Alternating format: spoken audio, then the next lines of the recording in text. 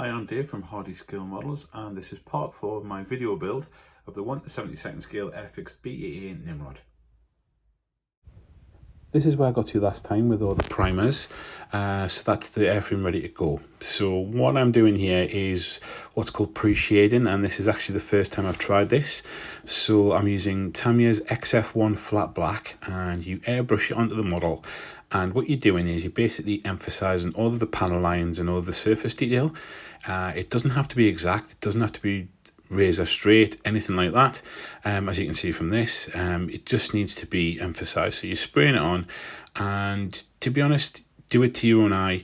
You can put as much on or as little on as you want. There's no exact right or wrong. You just put it on as to how you think, or how you think it should look, or how you would prefer it to look.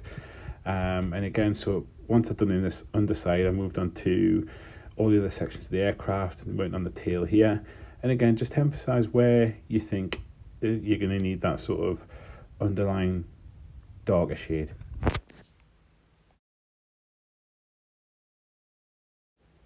The Tamiya paint itself, I've thinned 50-50 with airbrush thinner because it is too thick, obviously, just to go straight through the airbrush.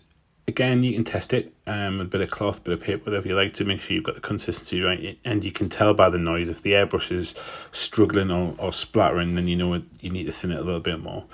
And then once you're happy with the mix, you just continue over the whole airframe and emphasize everything you like, particularly the wheel wells and around areas that would look darker in the light. And what you should end up with is what you're about to see is the complete airframe, which has been pre-shaded, and it looks awful, but it's going to look a lot better very soon.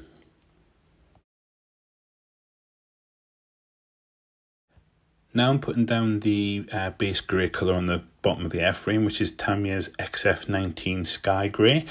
And what you do here is you're basically spraying it over the model in thin coats, thin layers, just to cover up the pre-shading that you've made.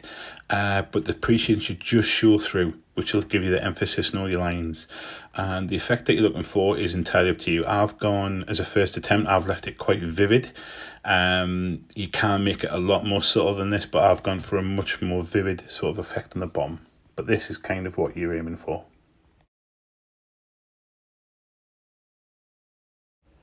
Now I've masked off the aircraft so that I can start with the main hemp colour on the top of the fuselage and some of the under sections. And I've used the Tamiya masking tape for curves, 3mm here, which you can see is the white tape. And that basically allows you to go around corners with ease. It's very, very good tape. And now I'm adding on the main colour of the airframe, which is Humbrol Acrylic 168 Hemp.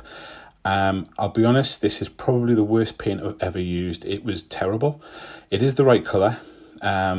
You can make it up, you can Google it and you can make it up with other sort of paints. Tamiya do a couple that you can mix together, but I've went with this. I bought it specifically.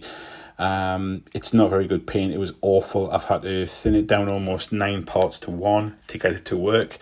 It was continually blocking the airbrush, which was a total pain, and it took some in the region of 3 hours to paint the aircraft when it should have probably only took about 40 minutes or an hour.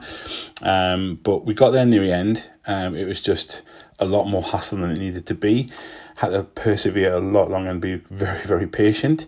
But the hemp colour is the colour I wanted to stick with, because that was the colour of the aircraft when I flew in them, when I had a flight in one in 1993. And like I say, that's what sort of encouraged me to do this project and to build the Nimrod, was the fact that I had a flight in one when I was a cadet. So I didn't want to go with a different paint scheme and stuck with the hemp. So what you can see here is on the underside, on the top of the aircraft, is where we've got the pre-shading, and we're just going over it with the airbrush, with the paint, the hemp, and just light strokes, like colours and light shades, and just very, very gradually adding it on until we get the pre-shading to disappear and to fade. And again, it's totally up to you how you want to do this. You can make it as vivid as you want, or as subtle as you want. On the top, I've made it a lot more subtle. Just looking at sort of stock photos and online photos of the aircraft, you don't get a massively bold panel line effect on most of the aircraft. It is very subtle, so that's the effect that I've gone for on this one.